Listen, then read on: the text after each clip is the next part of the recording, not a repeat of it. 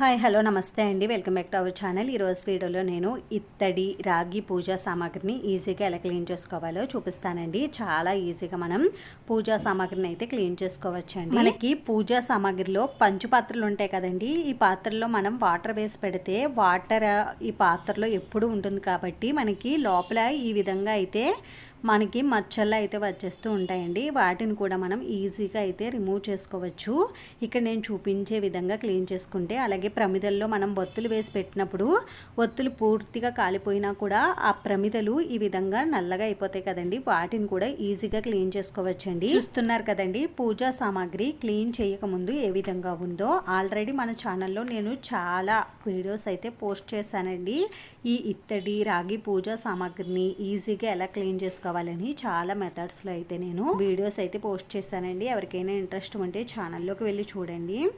ఇక్కడ నేను వేరొక విధంగా అయితే ఇక్కడ పూజా సామాగ్రిని క్లీన్ చేయడం అనేది చూపిస్తున్నానండి. అయితే మనం ఈ మెథడ్లో కనుక పూజా సామాగ్రిని క్లీన్ చేస్తే ఎంత నల్లగా అయిపోయిన పూజా సామాగ్రి అయినా సరే మనకి తెల్లగా తలతల మెరుస్తూ వస్తాయండి.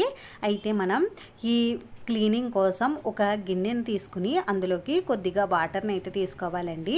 అలాగే ఒక చిన్న నిమ్మకాయ సైజ్ అంతా చింతపండును కూడా తీసుకోవచ్చు. మీ దగ్గర బ్లాక్ కలర్లో వచ్చిన చింతపండునైనా అయినా తీసుకోవచ్చండి. అలాగే ఒక 2 టీ స్పూన్ల వరకు సాల్ట్ని కూడా వేసుకోవాలి. అలాగే ఒక నిమ్మ చెక్కని కూడా ఇలా స్క్వీజ్ చేసుకుని జ్యూస్ అయితే వేసుకోవాలండి. అలాగే నిమ్మ చెక్కను కూడా వేసేసుకోవచ్చు ఈ వాటర్లో. ఇక్కడ మనం నిమ్మకాయని మనం పాడైపోయింది కూడా తీసుకోవచ్చండి, మంచిదైనా తీసుకోవచ్చు. ఆ తర్వాత ఈ మూడింటిని కూడా ఒకసారి బాగా కలుపుకోవాలండి. ఇలా కలుపుకున్న తర్వాత ఇప్పుడు ఈ గిన్నెని స్టవ్ పైన పెట్టుకుని ఈ వాటర్ మరిగే వరకు బాయిల్ చేసుకోవాలండి.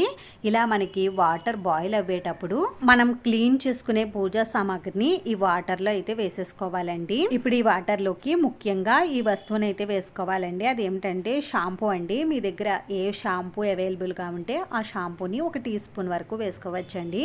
నేనైతే ఇక్కడ క్లినిక్+ షాంపూని ఒక ప్యాకెట్ అంతా వేసేసుకున్నాను. ఇలా షాంపూ వేసుకున్న తర్వాత ఒకసారి బాగా కలుపుకోవాలండి. ఆ తర్వాత మనం పూజా సామాగ్రి అన్నీ కూడా వేసేసుకోవచ్చు. పూజా సామాగ్రి వేసుకున్న తర్వాత అయినా మనం షాంపూ వేసుకోవచ్చండి. చూస్తున్నారు కదండి, పైన అయితే మనకి చెంబు కలర్ అయితే అప్పుడే చేంజ్ అయిపోయింది, కానీ లోపల చెంబు కలర్ అనేది బాగా గట్టిగా పట్టేస్తుంది కదండి వాటర్ అనేది. అది పోవడానికి అయితే మనం ఈ వాటర్ని బాగా బాయిల్ చేసుకోవాలండి. మనం వాటర్ని ఈ గిన్నెలోకి ఈ పూజా సామాగ్రి అంతా మునిగేటంత వరకు అయితే తీసుకోవాలండి.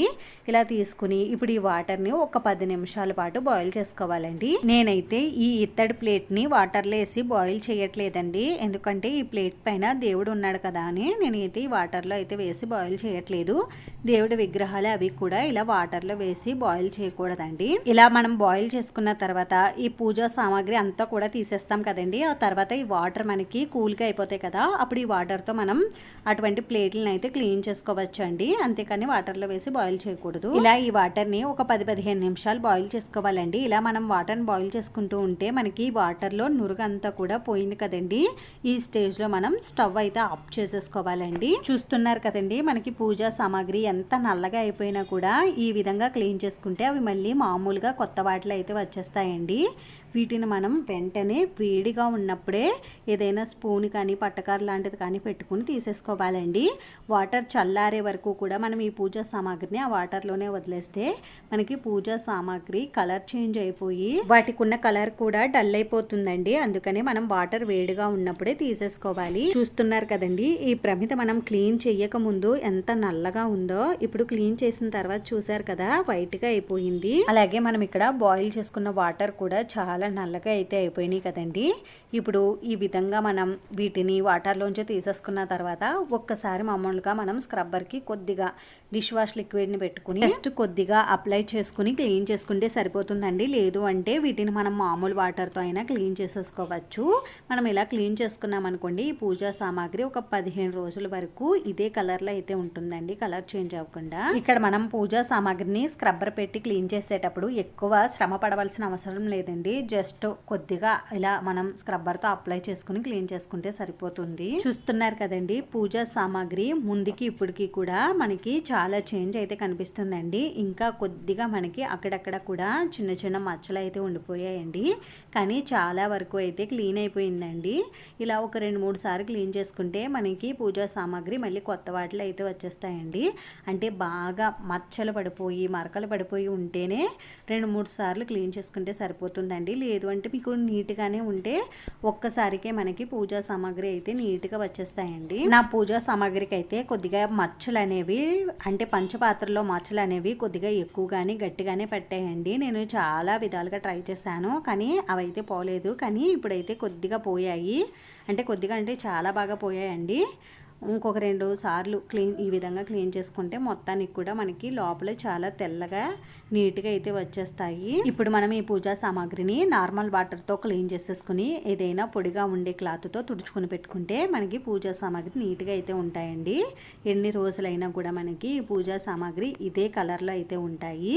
చూస్తున్నారు కదండి, ముందుకి ఇప్పటికి పూజా సామాగ్రి అయితే చాలా బాగా వచ్చాయి. అంతేనండి, చూసారు కదా పూజా సామాగ్రిని ఈజీగా ఎలా క్లీన్ చేసుకోవాలో. ఈ వీడియో మీకు నచ్చితే మీ ఫ్రెండ్స్కి రిలేటివ్స్కి షేర్ చేయండి. అలాగే మన ఛానల్ని ఎవరైనా ఫస్ట్ టైం చూస్తూ ఉంటే ప్లీజ్ తప్పకుండా సబ్స్క్రైబ్ చేసుకోండి. అలాగే మన ఛానల్లో ఇంకా ఈ పూజా సామాగ్రిని ఎలా క్లీన్ చేసుకోవాలి అనే వీడియోస్ ఉన్నాయండి. ఇంట్రెస్ట్ ఉంటే ఛానల్లోకి వెళ్ళి చూడండి. వీడియోని చివరి వరకు చూసినందుకు చాలా థ్యాంక్స్ అండి.